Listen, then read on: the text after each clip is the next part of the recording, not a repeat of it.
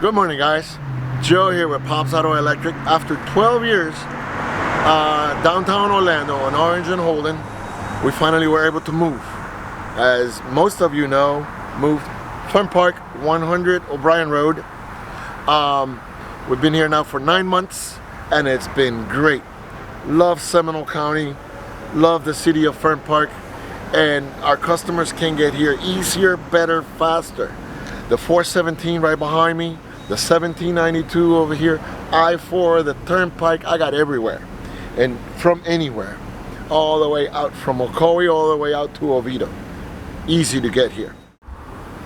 Thank you very much for all of your help and business.